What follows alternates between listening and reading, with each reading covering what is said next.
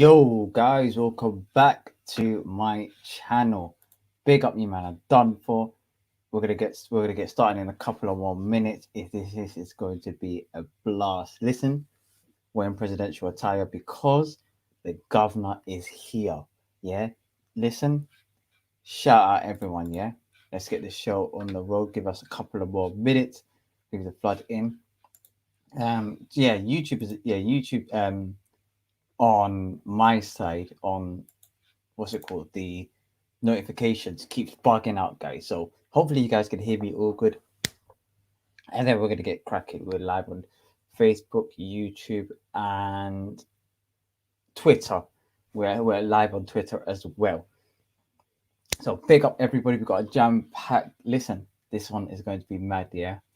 I'm not going to filter what I say. What I say, that's how it goes. That's how I'm on, yeah. I'm not going to say, oh yeah, Usyk, know, um, like I start propping up Usyk when I wasn't doing that against AJ for for like almost a year. Um, so big up everybody as well. First and foremost, yeah, we'll talk about a little bit about Canelo Plant, and then we'll get started on the big ones, yeah. Well, when everybody's jumping in, we'll start with the Canelo Plant. All right, boom, fam. Listen, Plant, you're getting slumped. Listen to this, yo. I don't know what's going on in the US. I don't know what's in their water, but the reliance of Plant to win this fight, I is well beyond me. I don't see how people can see Plant winning that fight, and it shows in the debacle that they had during the weigh-in, or not the weigh-in, the announcement, the press conference. Literally, Caleb Plant went to well, Canelo pushed him. Canelo's understanding of Mother Effa basically is a bit flawed, basically in a nutshell. And let's just come on, man. Presidential attire this. We don't play no games. We don't play no games. This is an Anthony Joshua attire. What like this is the unified heavyweight champion of the world attire. What you think I can wear a tracksuit, brother? You dumb. Nah, it's not happening. AJ Week suit supply ugly, bro. Yeah, suited and booted. Boom. Clelo for me, like his understanding of Mother Earth, yeah, is funny because he interpreted that as being like you're taking the mick out of my mom, which if you literally look at the phrase, pretend like it, I can see how it could interpret it, especially someone who's not English. But of course, like I don't see. Well, maybe somebody needs to explain it to him. Yeah, but Canelo, oh, not Canelo, Plant is getting slumped. But we're not here for that. We're here for yo Joshua versus Usyk live. This is going to be a banger. Yeah, Joshua versus Usyk live. Who do I? Okay, we'll go through the preview, and then I'll let you know who I think is going to win at the end. It'll make a bit more sense. Now, coming into this fight, I think AJ's got what 24 wins, 22 knockouts, and one defeat against what's his name against Andy Ruiz. Alexander Usyk has got a clean record of 18 wins and 18 wins, 13 by way of knockout. Okay, so he's a formidable opponent. However, when looking at Usyk's last 5 fights, and I'm going to go through the stats in a minute, you guys will know exactly what I'm talking about.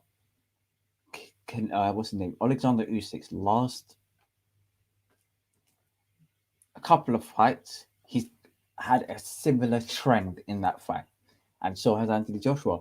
But the problem is that Anthony Joshua's strength lies or is the same thing as Alexander Usyk's weaknesses. If you guys know what I'm talking about, I'm going to go through the fight stats sort of over the last couple of fights that they've been in, and I'm going to explain it a bit further. But for me, straight off the back, I'm thinking Joshua's going to win. Come on, bro. Like, And I know some people I always say, look, try look, keep impartial, etc. But there's no impartiality around here. Big man thing, and AJ's going to just smoke his. I don't know, like it's the words cannot describe it. Personally, I think a lot of people have been apprehensive during the fight. I think a lot of people are saying, oh, okay, this guy's the unified heavyweight champ or undisputed at cruiserweight and he could cause problems, etc. And I was like, hmm. It's funny you say that because I started looking into it. And of course, he was, of course, undisputed cruiserweight champion. But is he going to cause AJ problems? That is the question. Let's go on to the. Should we go to fight stats now? Yeah, fuck it. Why not? Let's go to fight stats. Boom. Okay. This one is a share screen tick. Okay. Boom. Share screen. Screen two. Perfect. Now I'll tell you. We'll go from the last fight and the fights beforehand. Okay. So we start with the AJ Pulev. Okay. So AJ, this is AJ Pulev's punch stats during that fight. Oh, let me just go back a bit. All right. Well, I'm not going to look at jabs and all of that because I'm going to be here all day. But this is the AJ Pulev fight. Now, if you're looking into this fight, you would clearly see that Joshua, round one of this fight, in comparison to all of the other rounds, round nine, is starting off quite slow. Round one is always a slow round. Hopefully, you guys can see it clearly. Let me know if you guys can't. But round one is often a slow round. Okay. Round two, he picked it up drastically, almost doubled the amount of punches thrown and tripled the amount of punches landed. So clearly he builds up onto from the first round to the second round. I don't know why he takes the first round off quite often, but nevertheless, round two and three is where he had a lot of his successes. He threw 62 punches in round three, and that's in the round that he really, really, really hurt Kubrat Pulev. Like Kubrat Pulev was almost out of round three. Okay. Of course, then round four and five, I would say AJ kind of didn't take it off, but AJ slowed down a little bit and continued the form from round two. And same thing as round five. Round six, I think Pulev had a little bit of success during that round. And seven and eight, I think AJ clearly asserted his dominance, was landed a lot more punches. If you can see here, 41% punch accuracy at a 40% punch accuracy on this side. So clearly, in AJ's last fight against Kubrat Pulev, he starts off first round slow, 2, 3, 4, he speeds up. And if you happen to finish past four, he kind of tapers down, takes a couple of rounds off, and then builds up for a seventh, eighth, ninth round finish, a late stoppage. Okay, that is AJ's last fight. If I look at Usyk's last fight, that's against Derek Chisora. Now, this one is slightly a little bit different. Okay, AJ, like I said, AJ's trajectory. I told you a lot before.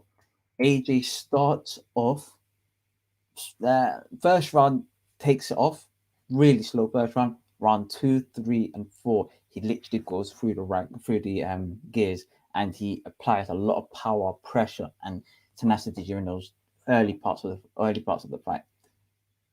Usyk, on the other hand, does almost the opposite. Usyk, similar to AJ, takes the first round off quite often. Anyway, yeah, you don't know what I'm on. Okay, big up Adri Pennant. Do you think the WBC Bridgerweight division is going anywhere in boxing? It's only good if a lot of the other weight classes, like, how do I say it, adopt that Bridgerweight. If a lot of the other weight classes do not adopt that Bridgerweight, then there's no point, isn't it? It's like it's pointless. It's like, it's in a nutshell, it'll be like a WBA Intercontinental, whatever it is. And yeah, life rate, yeah, of course. Thank you very much, man. But yeah, punch landed. Okay, we're just looking at the punches landed on this one because I couldn't find any stats to the Chisora one, and this is where things get a bit technical. So You guys have to make do as I am. But Usyk starts off very, very slow during the Chisora fight. And this is the last fight at heavyweight against the best opponent that he's faced ever at heavyweight. Okay. So this is a very good sample of where you are, because a lot of people see Chisora as the gateway to heavyweight boxing. I rank Chisora in 10th place. If I wanted to do a heavyweight top 10th place, it'll be for AJ, Fury, Dillian White, Deontay Wilder, Andy Ruiz, um, no, Alexander, Andy Ruiz, Alexander Usyk, Joe Joyce, um, who else? Joe Joyce, Joseph Parker, Lou, Joseph Parker, Luis Ortiz, and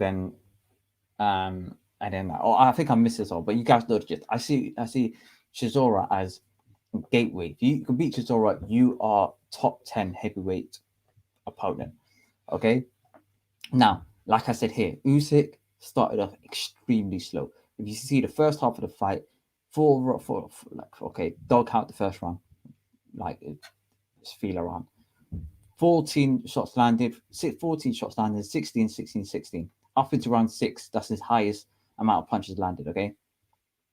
When you reach the round 7 to round 12, he picked up, as you can see, the lowest he's got his round is 15 shots of the 9th round, and I think that is where Chisora and him both kind of, relaxed a bit. Okay, so you clearly see a trend of Usyk starting off slow and Joshua starting off extremely fast. That is the Chisora fight. Now, of course, you can't just go like a lot of people say you're only as good as your last opponent, but I like to go a bit deeper in that. We're gonna go through the AJ Ruiz 2 fight, and then we'll go to the Witherspoon fight, and it's exactly the same trend. Joshua starts. Okay, Ruiz 2 is a bit technical because Ruiz he had a set game plan, jab and move, and he just done that for the whole fight. Okay, so often Joshua's first he started off pretty consistent. Okay, his jab thrown, so and he was just winning the title. So I don't think that's a great example, but this is an abnormal, is an anomaly in his career. But if you look at the Povetkin fight, this is the one right beforehand. Okay, AJ starts off round 1, 34 punches thrown. Round 2, 43 punches thrown. Round 3, 41. Round 4, 29, 35, 47. I thought he finished in round 4. Anyway, you guys get the gist. He starts off like a house on fire. He really starts off with a house on fire. Big up Joe Grattan. Adiriri, the Bridgeweight division is a bad idea for boxing and should be abolished. Also cancelled waste for boxing. Yeah, true. I agree. Big up Grattan. Okay. AJ starts off like a house on fire often. Round 1 takes off, 2, 3, or 4, bang, he's on form. That is the Povetkin fight, and the last or the previous fight for Usyk. If you guys look again, this is the Witherspoon fight. Round 1, 16 shots thrown. Round 2, 29 shots thrown. And if you see, it's just a constant increase of shots thrown, shots landed, etc. So clearly, this is a trend that you see really often. Usyk starts off. Usyk is a slow burner. It goes up gradually. AJ goes shung, maybe take a couple of rounds off, and then bang again, and then a couple of rounds off, and then bang again. If you guys get the gist. For those of you guys who are just jumping in, wearing this suit because this is presidential week. Anthony Joshua, the governor, is in town, and we have to show a level of respect. Okay, big up. Anyway, now a lot of people say he's a cruiserweight. Of course, Usyk's best work was at cruiserweight. I think most people here can agree. Okay, if you disagree, let me know. But it's safe to say that his cruiserweight reign is more superior than his heavyweight reign. Now, let me just go back to the Witherspoon fight. And okay, the Chisora fight, if I could find anything, total punches landed. Total punches landed. Okay, so he threw 674 punches. Okay, these are the punches landed: 14, 20, 16, 20, 22, etc. You get the gist. Not more than 22. 22 is the highest, and 14, 15 is a sort of average. However, if you look at his fight against Gassiev, it's a lot higher. Have you noticed? 50, 76, 70, 61, 75. He's throwing almost triple the amount of punches in cruiserweight than he does at heavyweight. What does that tell you? Heavyweight, he's slow, he's stuck in the mud, he's not ready for it. Like he's not ready for the speed that AJ throws. Of course, he's a lot smaller, but he's throwing a lot more punches, and this is where he was at his peak. Okay, if you even look at or AJ, even AJ Klitschko started off a bit quick.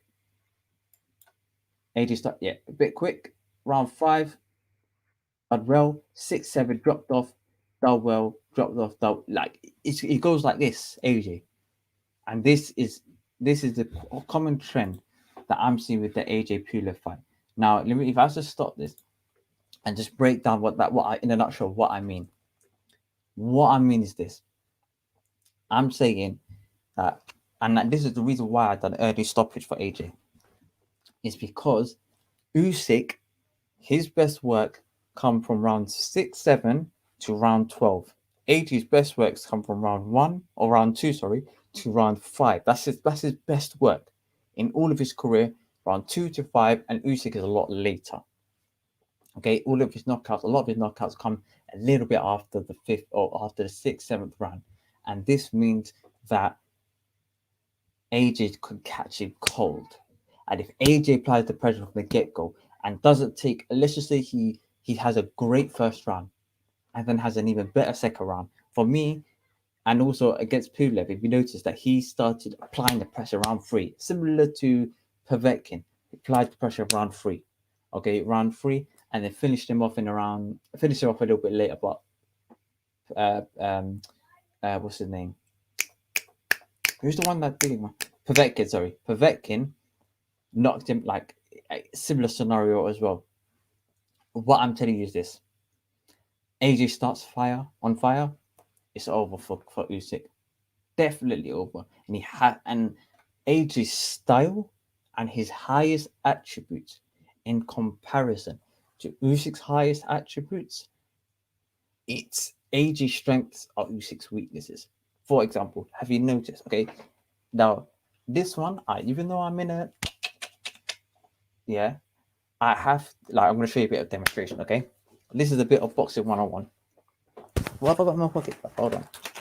I got bare random stuff in my pocket. Let me just. You're gonna hear bare random stuff. Anyway, Usyk, have you noticed, does this? Usyk does that. Yeah. Sometimes he jumps on his left leg, and then does a couple of the jabs, etc. But if he wants to hook you, he does this, strikes like this is a disguiser. Okay, this is to show you, it's to block your vision, so it mirages any upcoming shots that he's about to land. So he does this, does that, or does this, hits to the body. He varies his punches when he hits. But ultimately, it's the lead mirage hand. Okay, Usyk often, he's always, because he's a southpaw. Southpaws, it's a common trait that they can expect fighters to hit them on their right, or from the right hand side, because if you're an orthodox, or from the left hand side, sorry, if you're an orthodox fighter, you're often told southpaws hit them with the good right hand. You guys want to hear a story? Yeah, well, let me tell you a story. Here it goes. Okay, one time, yeah, hold on, let me just go to the comments. Hold on, give me 1 minute. AJ's weight at the moment wanted it to go 12 rounds. Do you think do you think we'll start fast, or punch output will be more like Ruiz too? Yeah, he will start extremely fast, man. Like, don't be surprised. AJ, also AJ's weight dropping means if he could contain that level of power, and his power is pretty much almost the same as Pulev, a little bit higher, but his weight is slightly a little bit down. I know it's a very tough ask. Um, he would start off with a house on fire because that is his best option. If he starts going on the outside, jabbing, moving, it's only going to play into Usyk's hand because Usyk, a lot of people are saying there's a lot more intelligent boxing IQ than AJ, and Usyk is more equipped to do better in the later round than in the earlier rounds. So why would you play into his advantages when your advantage is you knock people out early, average around 4 or 5 is where AJ knocks people out, and most of your work and your stamina is later down the line. It's not as good as it is in the early part of the fight. Okay, but that's how I see it. Of course, Joe Grattan say this is going to be a great fight. Not taking sides. This one going to be a hell of a boxing match. Okay, I would advise you to take a side because that's what I'm doing. Yeah, and you lot will hear my prediction. Listen, yeah, sorry guys, I can't be like non-biased. Okay, or I can't be not biased because this is Anthony, AJ, Oluwafemi, Joshua, bro. Listen, not all up Anthony, Oluwafemi, Joshua, bro. Yeah, are you man hearing this? Yeah, hold on. Plus, Usyk has never fought over 6 foot. Again, this is something I wanted to talk about. I had it on my notebook, but I can't seem to track down my notebook. It's somewhere around here. I know it is. I know it is. Okay, let me just. Hopefully, I remember. If not, you guys could correct me. But AJ's last 5 6 foot opponents, most of which are around on average 6'2", 6'3".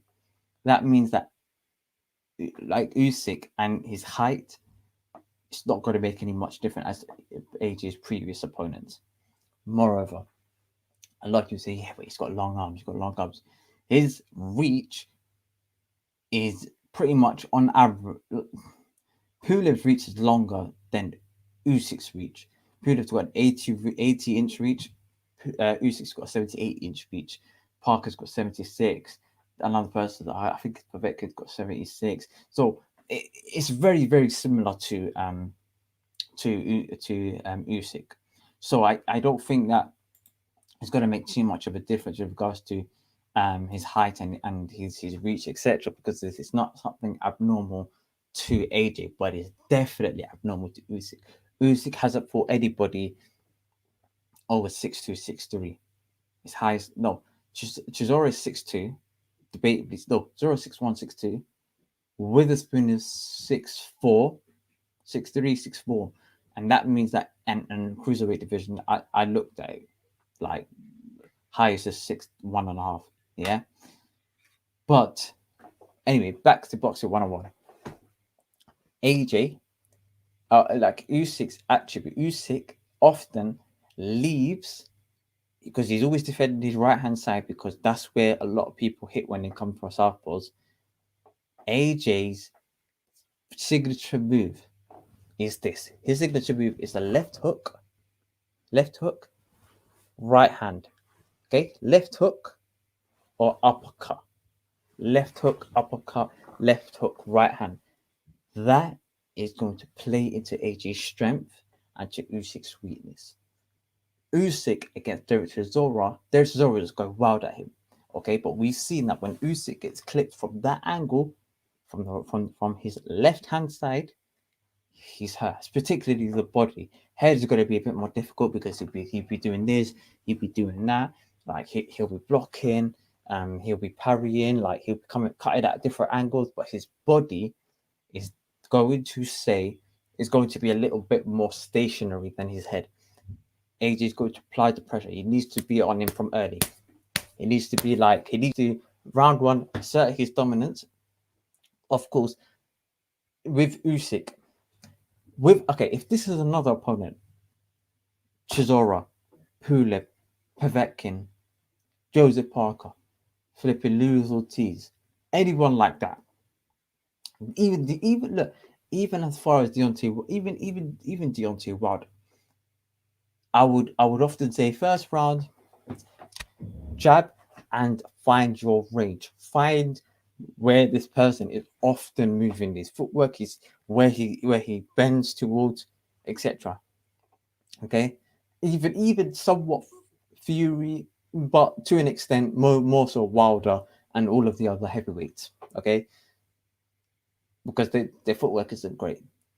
With regards to Usyk and a little bit of Fury, you can't necessarily do that because where you were jabbing the first round, it's not the same place where you're going to jab the second round. Because these men, particularly Usyk, he come from the school of thought of Lomachenko, and he's trained by Lomachenko, and you've seen what he's done against Bellew and in the cruiserweight. Even though he's the heavyweight, he's a little bit more slower. He'll still do the same things. It's a bit like a footballer turning 36 to 40 years old, still wanted to do it in the same same runs or the same movements, but he isn't as fast as he was before. Okay, for me, Usyk is going to be a little bit more slower. So AJ has got to come in, maybe double jab a couple of times, yeah? But he needs to control the center. He needs to get within close range of him. Hit to the body often, okay? That will slow Usyk down. Really would slow Usyk down. Once you hit to the body a couple of times, then start hitting to the head because he'll be stationary. Okay, of course, sometimes Usyk will be like this, he blocks up. So you might have to punch through the guard, or you might have to punch around the guard, or you might have to just let him feel that leather. Okay, if Usyk throws at you, as soon as you feel a little sense of a little touch, bang, counter punch. Yeah, like counter punch combinations, 3 punch combinations, left, but always got the left hook is going to be the left hook is going to make AJ win this fight. It's going to be the key to AJ winning this fight. Okay, because Usyk doesn't block his left side of his body as much as his right hand side of the body.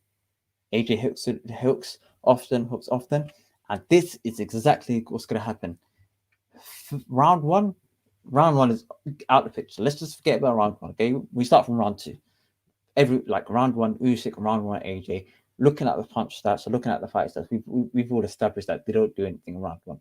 Unless anything could have changed different, maybe round one would be better for AJ to start off quickly, catch him off cold, maybe knock him down early.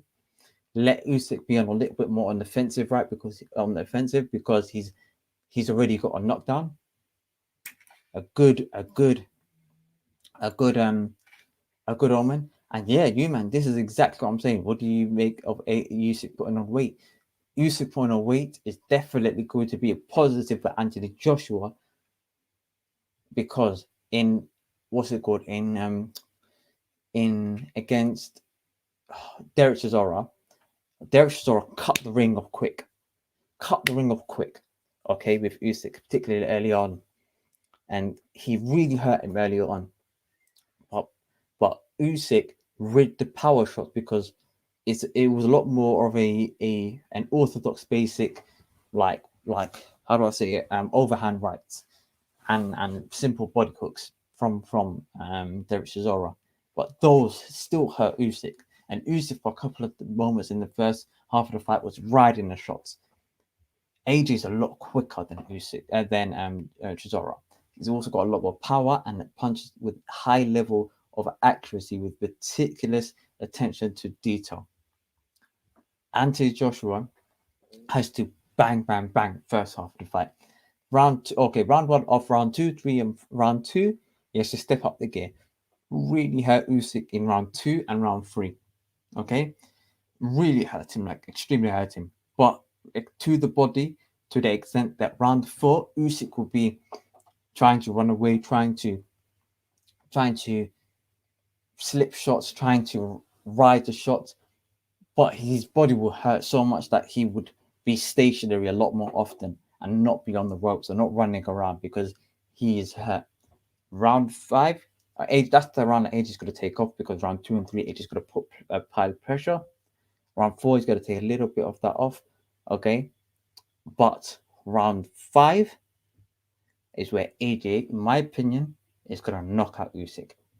Usyk is going to be tied to the body. 2-3 rounds going to be really tied to the body, okay? He's going to be like God. He's going to be out of it, okay? Even though he's still doing work, he's still in the fight. The body shot's really taking its toll. Round 5 comes. Usyk wants to throw a couple of shots. AJ counter punches quickly because Usyk's weight and he's going to be a little bit more slower to defend the incoming counterpunch shots. And AJ is going to, is going to literally he's going to do left hook to the body or left hook to the head. It's going to be a left hook in any way, shape, or form. I think AJ is going to do left hook to the body often, and that round is going to do left hook to the head. And Usyk, I don't see him lifting up his head to anticipate an uppercut. And if he hits an uppercut, he's going to kind of, I know it sounds weird, but he might get away with it because he might ride it. AJ is going to do left hook, right hand down the pipe, bang. Good night, Vienna. Usyk's going to feel a bit knocked down, get up. AJ is going to do the job done. Lights out. Salam alaikum. Have a great day because we're here to go undisputed. Yeah? Listen, road to undisputed. Guys, listen, my prediction, for those of you guys who didn't understand what I had to say because I was a bit all over the place, is AJ to win round 5 KO. Round 5 KO. Now, some people are saying AJ's got to jabbing it outside, keep him at bay, really hurt him, invest to the body, and then knock him out later on down the line. Usyk is not that type of fighter. You can't do that. Later on the line, if AJ doesn't knock him out round 4 or 5, in my opinion, he's got to just jab him mid for the rest of the fight and call it on points. Because there's no hope for knocking this guy out in the later rounds. He gains confidence. He gains. It's as if like he gains power, like his power bar increases throughout the fight. And this is where AJ's got to take his. He's got to capitalize on Usyk's slow burning start with literally blast him out of there, okay, as much as he possibly can. I'm not one for taking a side, to be frank. I just love boxing at any level, at skill, particularly. I just love watching boxing. I make predictions, of course, but I don't root for a certain boxer. Okay, that's fair enough. You like being impartial. You man, don't try to push it for a prediction. I have Joshua in this bout. I can see a much faster Joshua this time round, maybe 2 rounds to feel out Usyk, and then on I could see Joshua dominating. Usyk will have a few pot shots here and there. That's what I think. That's exactly what I believe as well. I think Usyk might have a couple of little shots where he's like clipping Joshua here and there, but I don't think his power translates to heavyweight. Compared to Evander Holyfield, I don't know what Usyk's chin's like. He took Chisora's shots, but Chisora didn't land clean. That is exactly the point. He didn't. There was a couple of times. Hold on, my voice is gone. It's mad. There was a couple of times during that fight where Chisora kind of really hurt Usyk. And you know what's mad? Yeah, hold on a minute. Let me show you guys something. Yeah, let me show you guys something. This is something that I've realized. Yeah, during that fight, I remember you, man. You correct me if I'm wrong. Correct me if I'm wrong. I'm pretty sure most people after the Chisora fight were saying things like, what's it called? Oh, like this guy, he won't challenge AJ. This guy, like, he wouldn't put a glove on Fury and the top heavyweights. Now all of a sudden this week it's all changed now. Everything's all different. Let me show you a video that I've comprised this morning, or not this morning, so midday, because I was watching an interview on IFL TV and I was like, hold on a minute, I think doesn't see him right here. This is Johnny Nelson. See this, you guys know what I'm talking about. This is Johnny Nelson speaking earlier on. Okay, let me just drop this. Earlier on, you right? How concerned are you for Joshua? I'm very concerned. He's very concerned, guys. He's very There's a concerned. professionalism from both fighters that tell me it's the calm before the storm. You look at. Hold on, that's not the first time. Okay, look, hold on. Moments later. Hold on. How concerned Let are me you just see. for Joshua? It's not working, bro. What's going on? Let's go. Ah, bruv, it didn't include the whole video, but you guys get the gist, okay? Initially, everybody was like, what's it called? Usyk wasn't good against Chisora. Now, all of a sudden, this week, everyone's changed their tune. I don't know what's going on. I'm keeping it consistent. You weren't going to get Chisora. You're slow on his feet against Chisora and against Witherspoon. And that's why I think he's going to get knocked out, particularly in the early part of the fight. That's how I see it.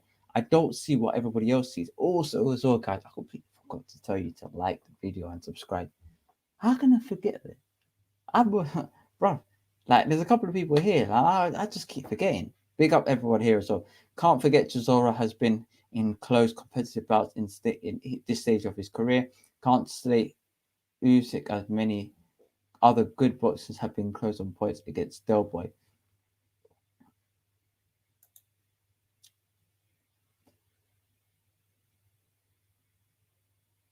Mm, yeah, but Chisora is 10th. Like, how would you rank Chisora's 10th place? Like, I maybe ninth place if you're being positive. I don't see how all like what's it called, Usyk. Okay, Usyk. I rank Usyk. If I had to do my top five, top couple of heavyweights, 190 to Joshua, two Tyson Fury, three Dillian White. I think Dillian White's better than Deontay Wilder based on just resume, skill, etc. Number four, Deontay Wilder. Then you've got a list of individuals on. I think Usyk is that next level opponent. I think Usyk is number five. Some people say Andy Ruiz. Andy Ruiz did a little good against Areola, so I can't really give him that.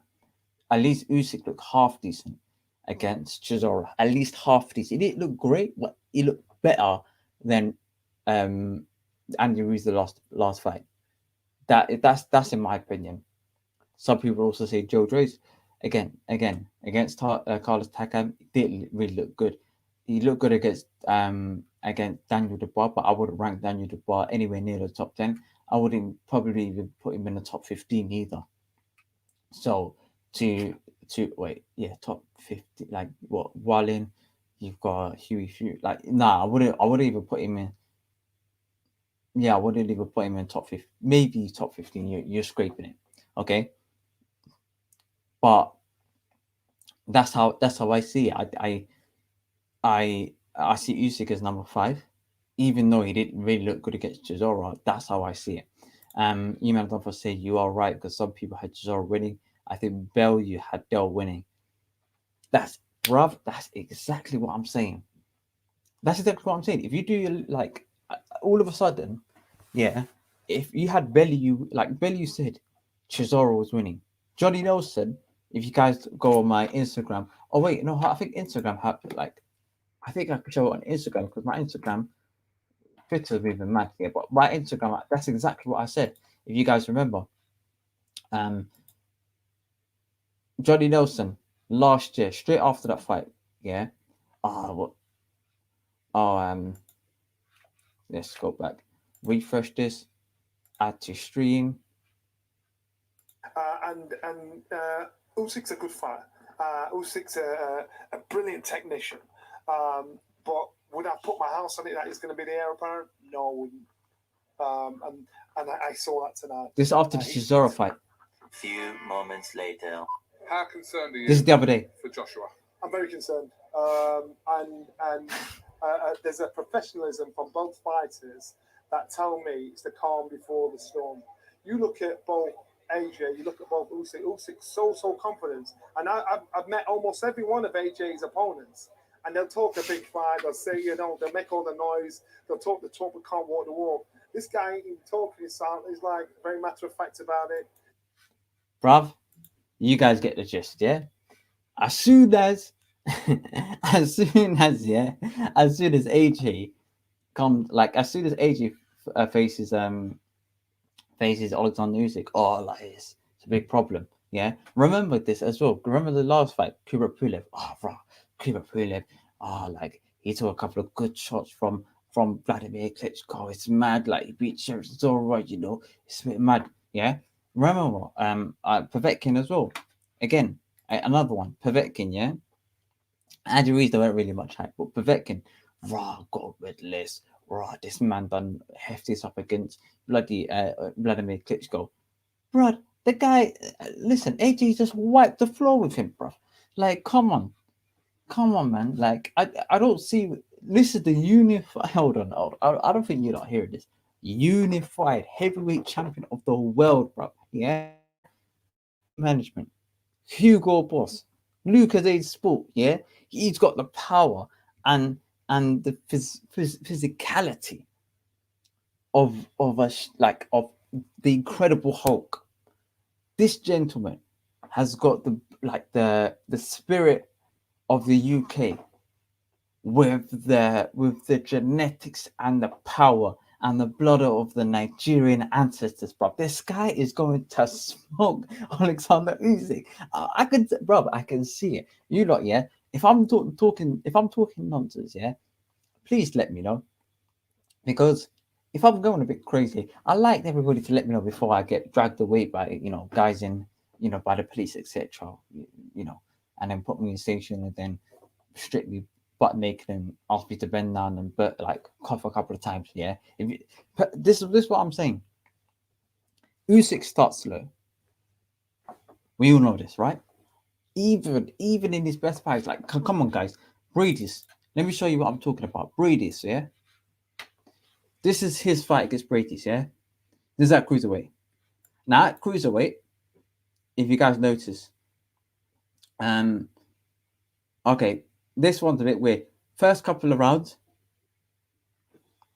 he starts off 58 punches from 79 punches for 61 punches from, and then if you notice, it increased over time.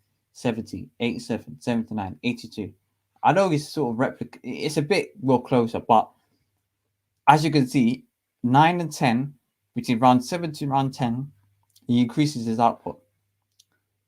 Again, another one, like I showed people before, Gassiev. This is at cruiserweight. He throws more punches at cruiserweight than he does at heavyweight. Way more. 44, 50, 76, 70. And then if you go down the line, 84 punches thrown, 85 punches thrown, 91 punch, 100 punches thrown, 117 punches. Bruv, come on, man. This guy fights even against flipping Witherspoon. 60. Like, you can clearly see he's not throwing 100 punches in that heavyweight. He did throw 100 punches at heavyweight, so or anywhere near 90 punches at heavyweight per round. 16, 29, 46, 54, 63, 70. Bro, it's a slow burner. AJ now, let's start with Povetkin. AJ now starts off with a house on fire. Round 1 slow, round 2, 3 peak, 4, 5 drops off, round 6 peaks again. Similar to how we done against Kubrat Pulev, yeah? Kubrat Pulev, round 1 slow, 2, 3, and 4 picks up a bit. Round 5 and 6 he takes off. 7 slightly increases it, and round 9 he finishes off. But ultimately, his punch output in round 2, 3, and 4 is extremely high. Okay, you lot get the gist. AJ is going to beat him. AJ is going to beat him. Did Usyk KO anyone at cruiserweight? Yes, he did. He's got 13 knockouts. Hold on. I could be. Hold on. He's got 18 wins, 13 by way of knockout. Of which, 18 wins, 13 by way of knockout. Let me just check. Yeah, 18 wins, 13 by way of knockout. Now, he knocked out Witherspoon. So take one away from that. And he's already fought Witherspoon and Chisora at heavyweight. So he's knocked out Witherspoon unanimous decision against Chisora. So he's had 12 knockouts. 12 knockouts at cruiserweight. Quick maths. Did he KO Huck or TKO him? I can't remember. I think it was a KO. I think it's a KO. It's a while ago, to be fair. I think he's German as well, Huck. Yeah, it's about he's about KO. And then I think his last couple of fights, he's unanimous decision against Chisora, knocked out Witherspoon. Before that was Tony Belly, where he knocked him out round 8. So again, round 8. His 2 knockouts in the last couple of fights was in round 8. Before that, Gassiev and Brady's, and they were both unanimous decision. So he either had a late stoppage or finished unanimous decision. Oh yeah, was it? I can't remember. It was a while ago, man. It was so long ago. For me, let me know what you guys think. Let me know what your predictions are. Okay, let's just touch. Also, AJ Styles and Matchroom forever. Great news. Like, I don't see where you can anywhere else you could benefit. I think Eddie has done an amazing job with him. The best thing, but he's not signed to a network, and I think they're trying to do that Canelo route where they, of course, sign into one promotional company, but networks will up in the air, so you could do whatever you want. And moreover, also, guys, subscribe to Off the Canvas Boxing, guys. Yeah, on YouTube.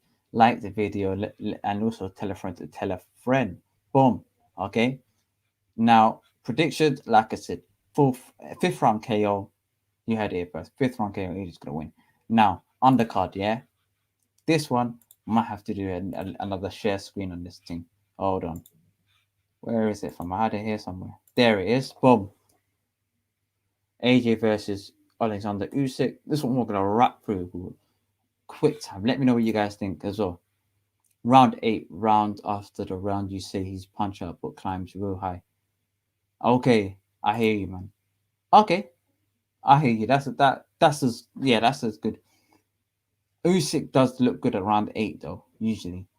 But if he works to the body, then you can kind of slow it down. I'm talking about round 8. That's when AJ is going to go back up another climb again. Right? Remember against Klitschko, he was like he had like a mild start, went high, got a bit of a knockdown, dropped off, and then climbed back up again, went down and went back up again. So he needs that second win. But the dropping of the weight is good for his second win. So this is Anthony. So it's Anthony Joshua versus Alexander Usyk. On the undercard, we've got Lawrence Cody versus. Bruv, I looked into this, yeah. For me, I don't know how this guy got into mandatory. Is he mandatory? Let me know, guys, know. Because this guy's got, even though he's got 15 wins with 12 by knockouts, most of his wins are guys who have extreme loser records. I think his last fight was against a guy who's got a 33 loss record. Crazy. Absolutely crazy. Listen, you know what? I could be one of Okoli's opponents, yeah? And nobody would ever know. Or you man know what. Like, literally, they can get anyone on the street, fill in a box straight form, and it's calm. I can't say I've heard of Okoli's opponent ever before I haven't watched him. I know that. Definitely, you've never watched him. You know why?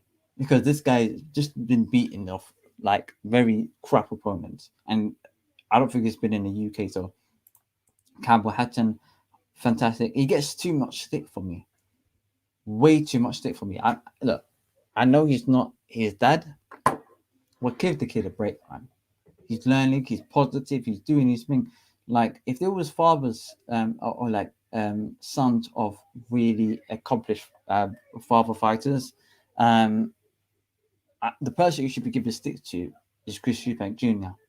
After Conor Ben and all these, like Chris Eubank Jr. is the one you should be really sticking into, because he overtly says to his trainers, look, if you've not walked the walk and you've not been in the ring, I won't listen to you.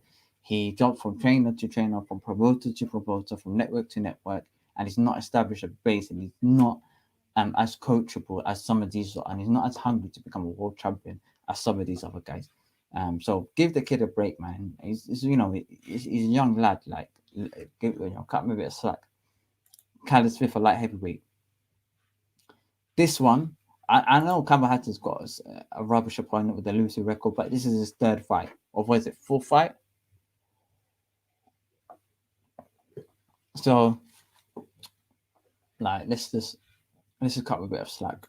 Callum Smith, he's fighting against a guy called Lennon Castillo. Again,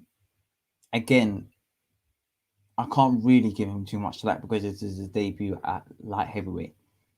Let me know how you guys think where Callum Smith's going to end up at light heavyweight. Is he good enough to beat the likes of the domestic level, Anthony Yarde, Joshua your Craig Richards, Callum Smith, and Lyndon Arthur? Is he good enough to compete with those domestic light heavyweights?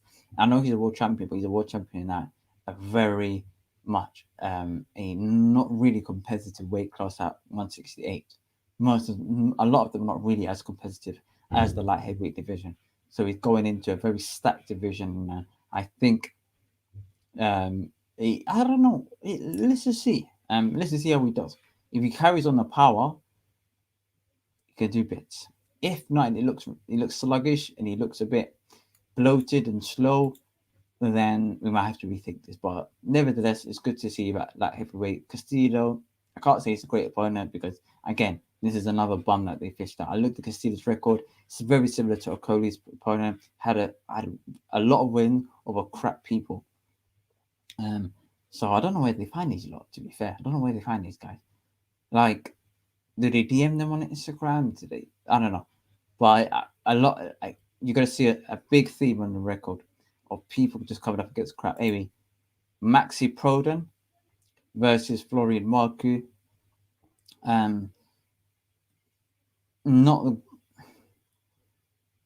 look, 19 wins, 0 knockouts, 0 losses, and 1 draw. And again, Maxi Prodan's opponents all have a lot of them have losing records. No, there was one that which one? There was one that I couldn't find their record on. There was one. I think it was Castillo? Was it? I think it was Castillo. Yeah, it was Castillo. Castillo, I couldn't find a damn thing about. It was this Proton. He had the guy to lose the record. The last one was the guy who had like over 30 losses or whatever it was. Crazy. Okay, 1 draw, but you guys. Florian Marco. I think Florian Marco is an exceptional fighter. For me, people compare him to Conor Benn. I know Conor Benn is a little bit more ahead of him in his career. I do think that Marco is better. Shoot me, guys, if you guys want to. But I think Marco is better. A better fighter than Conor Benn. Very skilled. Like, the guy is technically gifted. Very huge Albanian fan base. Shout out to Albanian Dons. Yeah. It's all good. Max Proda's got to see a lot of red flags, yeah, inside the ring and outside of the ring when Florian Marco steps in. I got really a lot of hope and promise from Florian Marco because from what I can see, quality fighter. Okay, then we've got like these lot. I'm sorry, but I'm not heard of them.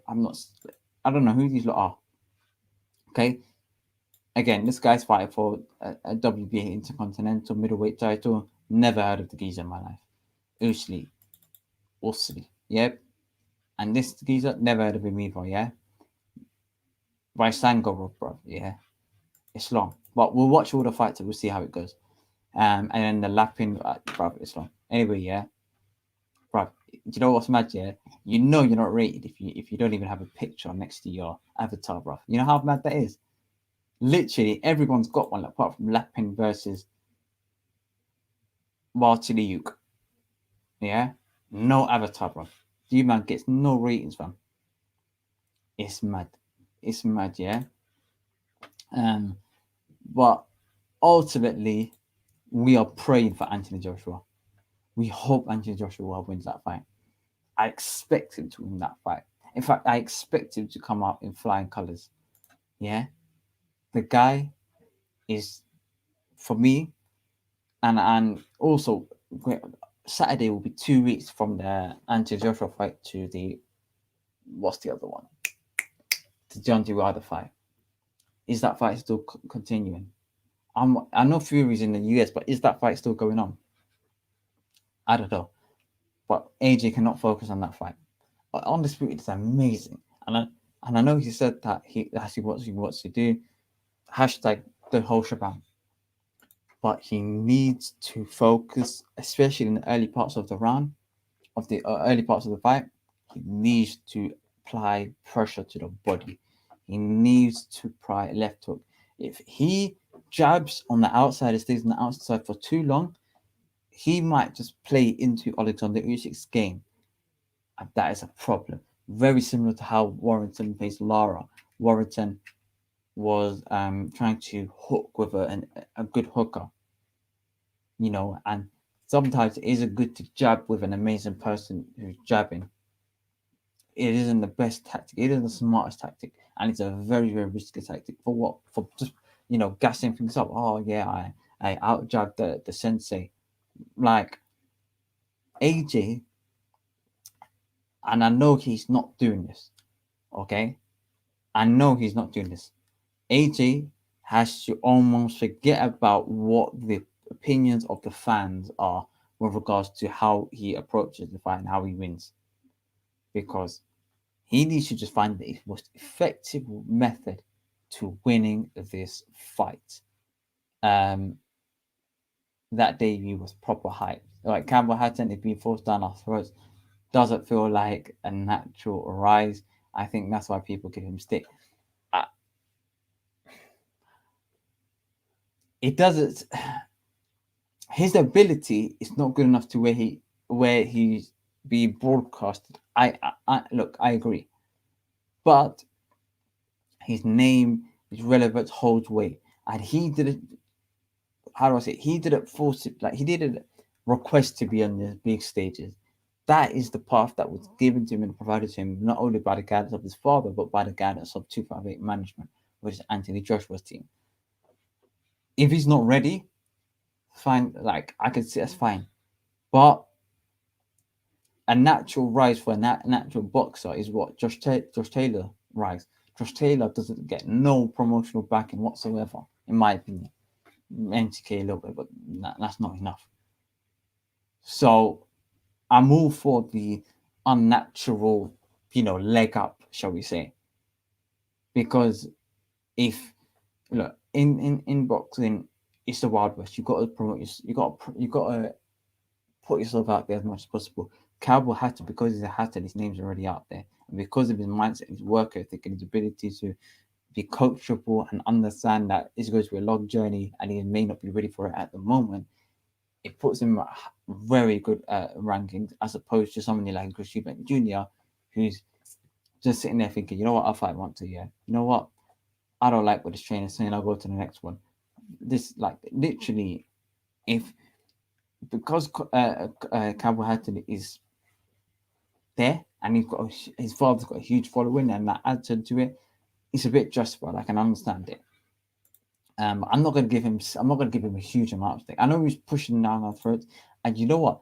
A very similar scenario was put up with female boxers. If you guys remember, okay, I happen to listen to a few other boxing channels who are a lot more older than myself.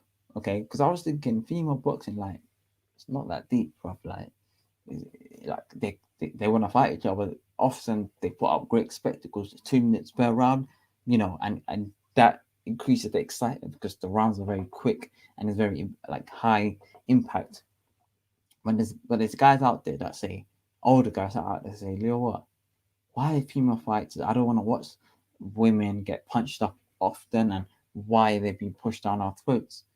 For me, like I'm open for people who are hungry to achieve greatness in boxing and put the work in and just do whatever they can and be very humble and push themselves and do whatever.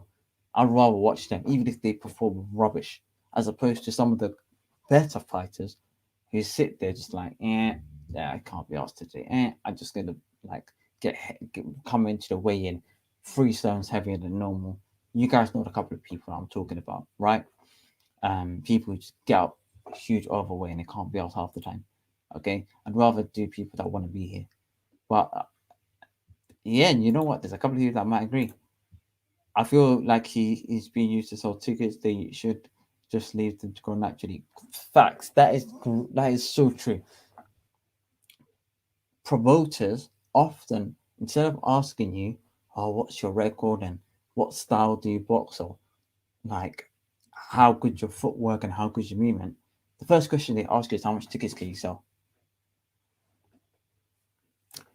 It's a sad state of events, but that is also true. And that is to be fair, that is the main reason. If his name was Campbell Richardson, yeah, from um, from Leeds, or Campbell Hutchison from Hull, nobody will give a flying listen cahoot of who's he beaten or anything like that, because you'll look at him from face value and be like, yeah.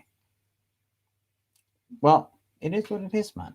It is. I'm not gonna be harsh on the kid because he is a kid. How old is he? Let's just find out. Campbell Hutton. I don't think he, he's more than 20, like 9. He's either a teenager or he's in his early 20s. Um, Campbell Hutton is what? 19 years old, bruv. Allow it, guys. Come on, man. 19 years old. Come on. Let's cut the guy a bit of slack, shall we? Um, that's in my opinion. Everyone's entitled to their own opinion.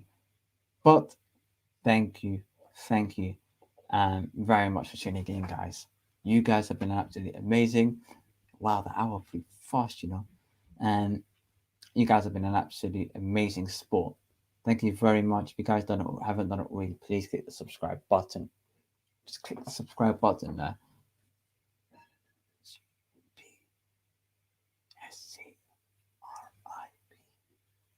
The 9-lettered word, yeah. Click that 9-lettered word, red box, bottom of your screen. Subscribe to Off the Canvas Box and tell a friend to tell a friend. And thank you very much, guys, for tuning into this live stream. Next week, I'll be here. Oh, also, I'm doing a vlog for the fight. I'll be there. I'll see if I could do a vlog. I'm gonna do what I can, and if it comes out right, we'll post it. If it don't, we'll not post it. Okay. Well, thank you very much, guys, for tuning in to this week's The Fighting Talk Show. Peace, love, and prosperity, guys. And I'm going to catch you guys in a bit. Peace.